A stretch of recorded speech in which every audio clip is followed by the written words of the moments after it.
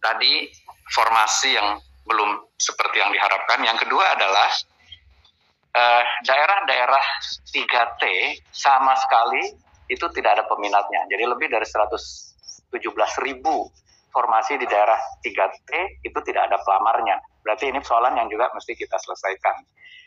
Dan yang ketiga, kita walaupun sudah dilarang sejak tahun 2005, masih aja Pemda quote and quote nakal merekrut tenaga honorer karena kebutuhannya ada di sana barangkali. Jadi kita tentu tidak bisa menutup mata dari kenyataan di lapangan bahwa ada guru-guru honorer kita yang sudah mengabdi sekian lama, dan tentu ini perlu kita carikan solusinya. Mengingat mandat dari PP 49 itu 2023 diharapkan tidak ada lagi tenaga honorer. Karena Undang-Undang ASN menyatakan ASN itu hanya ada PNS dan P3K. Jadi ini adalah isu-isu yang kami coba highlight yang mestinya kita selesaikan bersama.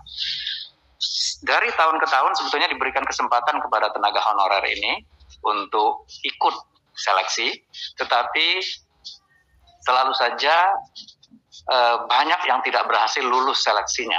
Kemudian kita turunkan passing grade-nya dari waktu ke waktu. Dan passing grade itu sudah sangat rendah sekali.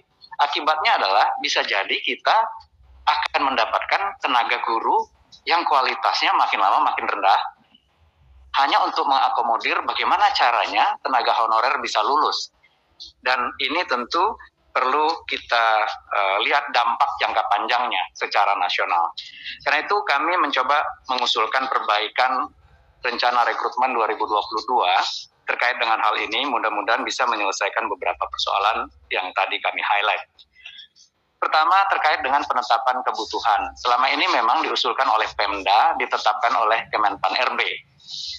Padahal secara nasional tentu helikopter view-nya dimiliki oleh teman-teman di Kemendikbud Ristek dan Kemenak dalam hal ini untuk guru agama. Karena itu kami sudah sepakat untuk tahun ini penetapan formasi itu memberikan ruang kepada Kemendikbud Ristek untuk memberikan jumlahnya sepanjang anggarannya bisa disetujui oleh teman-teman di Kementerian Keuangan. Dan tadi sudah disampaikan, sudah disediakan sebetulnya anggarannya sesuai dengan kebutuhan itu. Itu yang pertama. Jadi walaupun nanti Pemdanya hanya mengusulkan 10, kalau Kemendikbud merasa di situ butuh gurunya 100, ya kita akan tetapkan formasinya 100 karena anggarannya sudah disediakan begitu. Itu yang pertama, Ibu Pimpinan. Yang kedua, kita harus membedakan proses seleksi guru-guru honorer yang sudah mengabdi sekian tahun dengan rekrutan baru.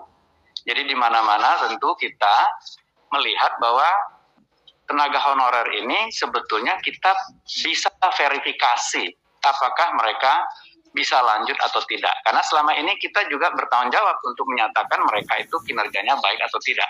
Tetapi ya kita tidak bisa mencari ini salahnya siapa. Faktanya adalah mereka sudah mengajar, anak yang dididiknya lulus, naik kelas, dan kita tidak pernah menyatakan mereka kualitasnya jelek. Jadi kami dengan Kemdikbud sudah menyiapkan proses verifikasi saja untuk mengganti proses seleksi yang berupa tes yang sama seperti rekrutmen yang lainnya. Jadi kita akan membedakan proses rekrutmen dari guru yang sudah mengajar sebagai honorer, kalau nggak salah 3 tahun lebih ya Pak Iwan ya, kita sudah sepakati tahunnya, tinggal diverifikasi, dan proses seleksinya kita akan bedakan dengan rekrutmen baru. Itu pembahasan yang kami lakukan di Panselnas. Kemudian yang ketiga adalah pada saat kita nanti membuka formasi untuk rekrutmen baru, itu kalau bisa tidak lagi langsung attach ke formasi sekolah dan guru tertentunya. Karena kita akan mengalokasikan penugasan lulusan-lulusan baru itu ke 3T. Kalau perlu justru lulusan-lulusan terbaiknya yang akan kita taruh di 3T tadi, agar kualitas guru kita di sana juga semakin baik. Tetapi tentu kami harus menyiapkan skim insentif atau benefitnya, dan kemudian juga mekanisme mobility-nya setelah 2 atau 3 tahun mereka kemudian ditarik untuk ditempatkan di tempat referensinya mereka. Jadi kita ingin penempatan itu diatur oleh negara karena ini adalah kebutuhan negara. Jadi orang tidak bisa hanya melamar ke tempat tertentu. Di mana-mana rekrutmen itu ya tugasnya pemberi kerja untuk menempatkan. Tetapi khusus honorer kita prioritaskan adalah di sekolah induknya. Jadi kita bedakan proses rekrutmen antara honorer dengan rekrutmen baru. Kami kira itu 3 hal breakthrough yang kami sudah sedang diskusikan untuk kami siapkan draft Permenpan RB-nya, Ibu Pimpinan. Pertama tadi terkait penetapan kebutuhannya, tidak lagi hanya oleh Pemda, tetapi juga secara nasional ditetapkan kebutuhan. Kedua, proses rekrutmennya akan kami bedakan antara yang honorer dengan yang rekrutmen baru. Jadi rekrutmen baru ini passing grade-nya bisa kita naikkan setinggi mungkin, dan bahkan lulusan-lulusan terbaiknya bisa kita tempatkan di daerah-daerah 3T. Dan terakhir, proses penempatan tadi bisa dilakukan oleh kita, tidak hanya oleh pelamar yang sudah menetapkan formasi lamarannya di tempat-tempat tertentu. Kami kira itu tambahan sedikit, Ibu Pimpinan. Terima kasih.